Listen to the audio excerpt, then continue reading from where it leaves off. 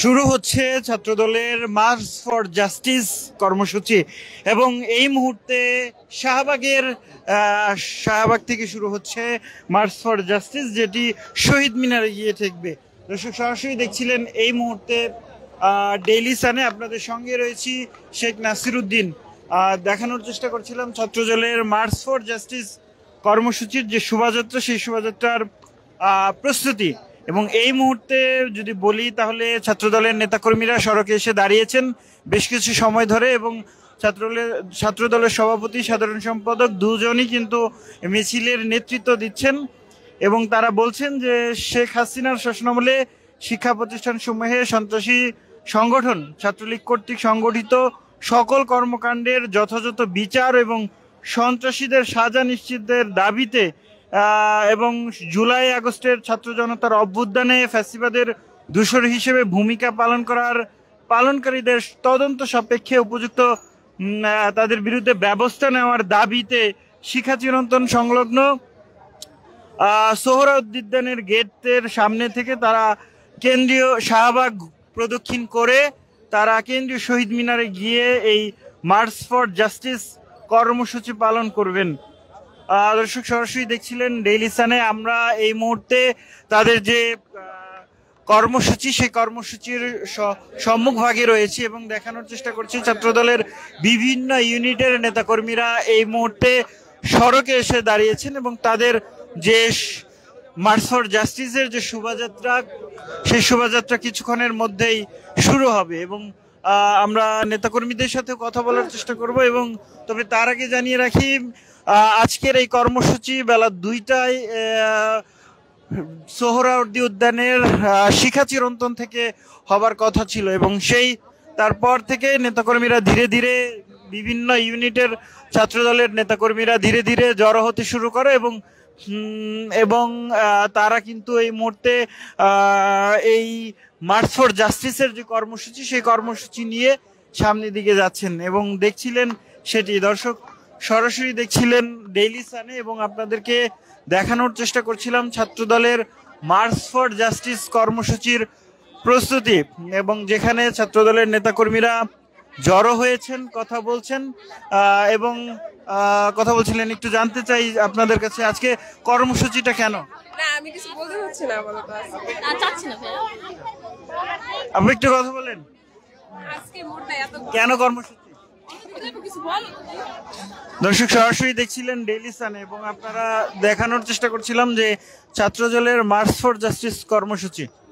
শেষ করে আমার মনে হয় যে দ্রুত নির্বাচন দেওয়া উচিত। আর জাতীয় নির্বাচনের পরে এবং ডাকসুতেও বিভিন্ন ধরনের সংস্কারের প্রয়োজন আছে। বাংলাদেশ জাতীয়তাবাদী ছাত্রদল ঢাকা ইউনিভার্সিটি বেশ কয়েকটা দফা দিয়েছে, তাদের যে সংস্কার তারা দেখতে চায় সেই সংস্কারগুলো তাদের পেশ করেছে এবং সেই সংস্কার অনুযায়ী যদি হয় আমাদের মনে হয় যে তারপরে জাতীয় নির্বাচনের পরে যেন নির্বাচন। এর যুক্তি কি?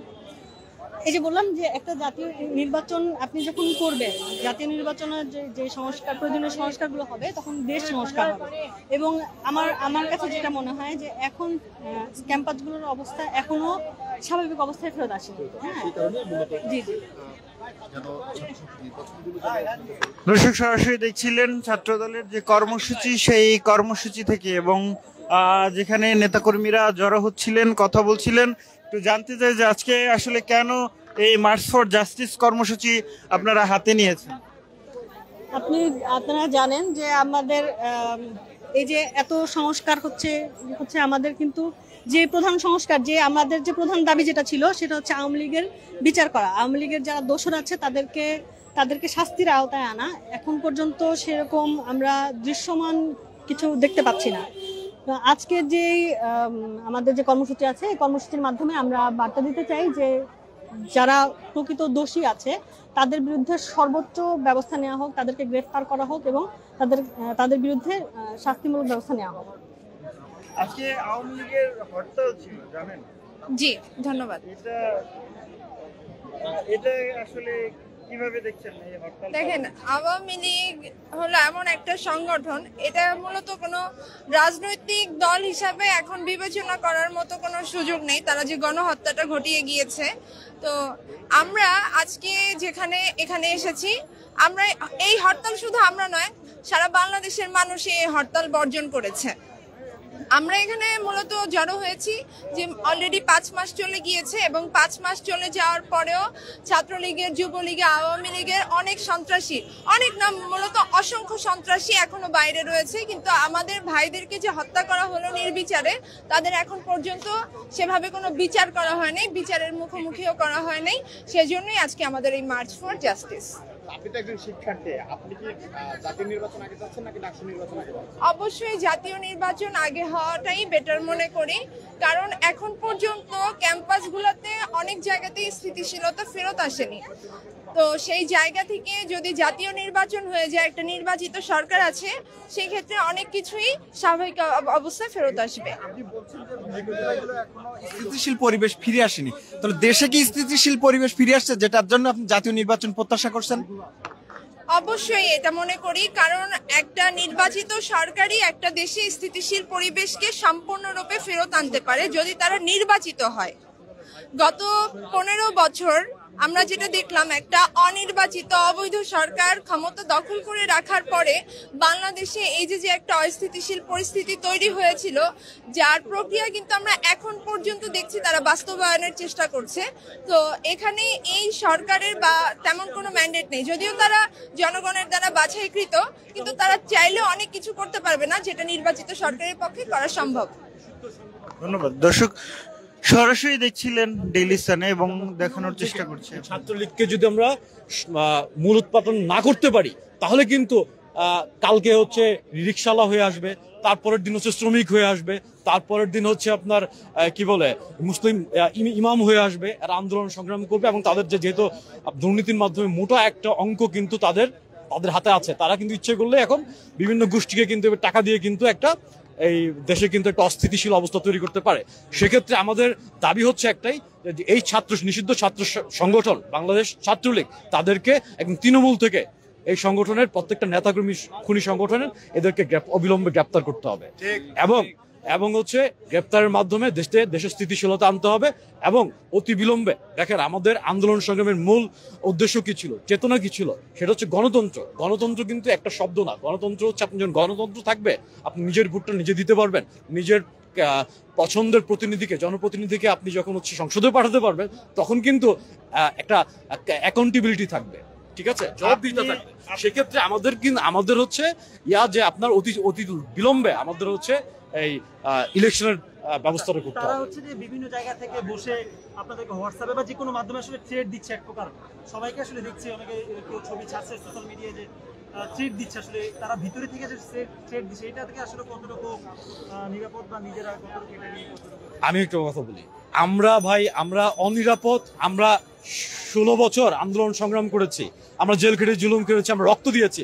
আমরা এই থ্রেড এগুলোকে আমরা কখনোই ভয় পাই না, ঠিক আছে। গুলির মুখে থেকে আমরা আন্দোলন সংগ্রাম করে আসছি, ওইটা না। আমরা দেশকে নিরাপদ রাখতে চাই, আমাদের গণতন্ত্রকে নিরাপদ রাখতে চাই, দেশের মানুষকে নিরাপদ রাখতে চাই।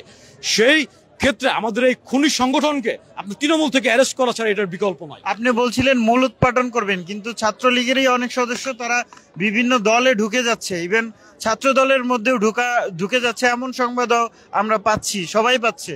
আপনারা কিভাবে এটা প্রতিরোধ করবেন? আচ্ছা, আমি প্রথমে বলে নিই আপনাকে, আমাদের অনেক বড় একটা সংগঠন, এখানে যদি আমাদের ছাত্রলীগের কেউ ঢুকে থাকে, আমরা কিন্তু হচ্ছে সাথে সাথে কিন্তু আপনারা হয়তো বা নিউজ পেপারে আপনারাই কিন্তু প্রতিবেদন করছেন, আমাদের কিন্তু সাথে সাথে কিন্তু ব্যবস্থা নেওয়া হচ্ছে, এবং আমরা ব্যবস্থা নিচ্ছি এবং বহিষ্কার করছি। এবং অন্য যে ছাত্র সংগঠনগুলো আছে,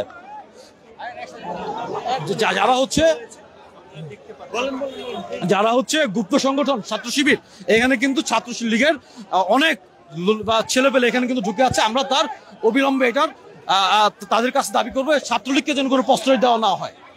দর্শক সরাসরি দেখছিলেন ডেইলি সানে, এই মুহূর্তে আপনাদেরকে দেখানোর চেষ্টা করছিলাম বাংলাদেশ জাতীয়তাবাদী ছাত্র দলের মার্চ ফর জাস্টিসের যে কর্মসূচি, সেই কর্মসূচির শোভাযাত্রা কিছুক্ষণের মধ্যেই শুরু হতে যাচ্ছে এবং নেতাকর্মীরা সেটি ধীরে ধীরে সেই মিছিল নিয়ে এগিয়ে যাচ্ছেন শাহবাগের দিকে। শাহবাগ প্রদক্ষিণ করে সেটি জাতীয় শহীদ মিনারের দিকে যাবেন। বাংলাদেশ জাতীয়তাবাদী ছাত্র দলের এই মার্চ ফর জাস্টিস কর্মসূচির এই বিক্ষোভ মিছিল।